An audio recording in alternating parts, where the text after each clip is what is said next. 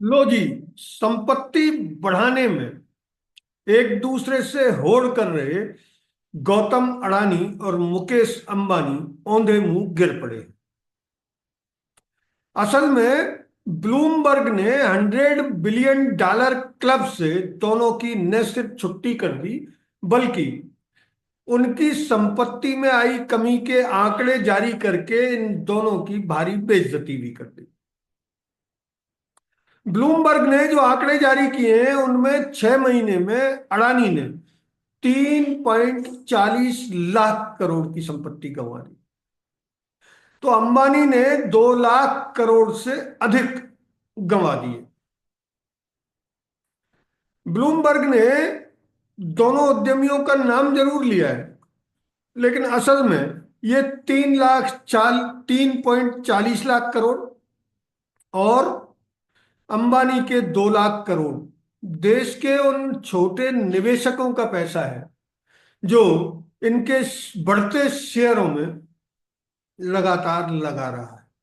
जैसे ही इनके share down हुए तो गरीब निवेशक लुट गए। भारत की एक निवेशकों पर नजर रखने वाली एक .com का आकलन है कि ये उद्यमी, जब भी इस तरह की खबरें आती हैं कि इस उद्यमी की इतने लाख करोड़, इस उद्यमी की उतने लाख करोड़ की संपत्ति घट गई, वो संपत्ति असल में स्थावर यानी स्थायी संपत्ति नहीं होती, ना ही उनके जेवर और सोने होते हैं।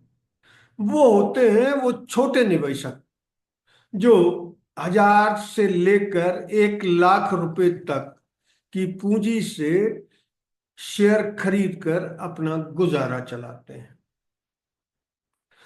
तो अंबानी के अडानी के 3.40 लाख करोड़ असल में उन्हीं शेयर धारकों का पैसा है जो पूरी तरह से बर्बाद हो गए।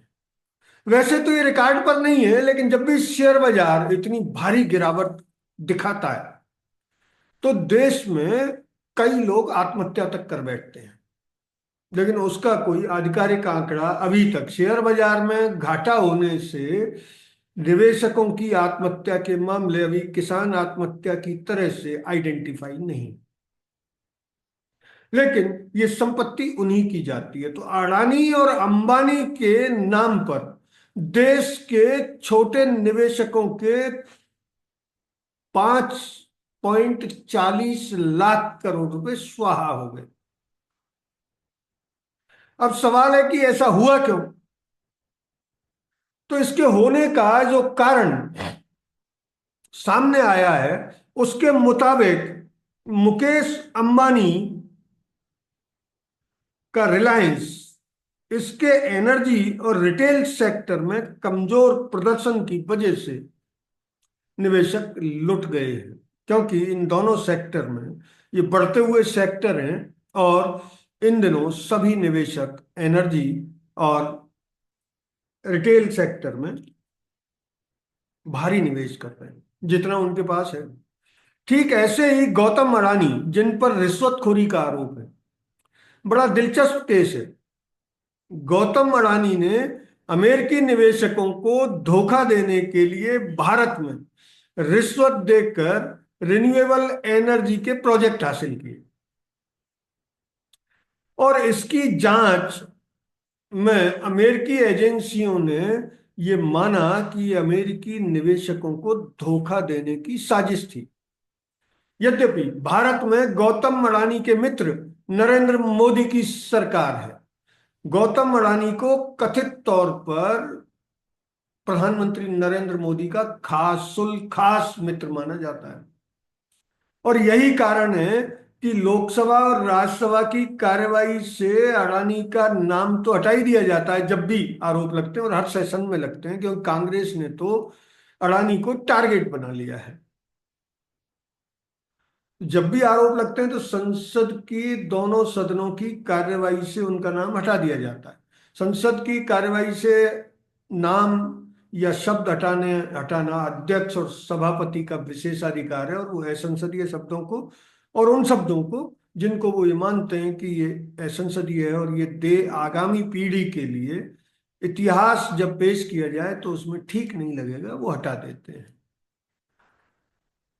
इस वजह से भारत में गौतम अडानी की रिश्वतखोरी के आरोप लगे हुए 2 माह बीत जाने के बाद भी अभी तक केंद्र सरकार ने किसी तरह की कोई जांच करने में दिलचस्पी तो दूर, वो लोकसभा और राज्यसभा में इसकी चर्चा तक नहीं होने दे रही।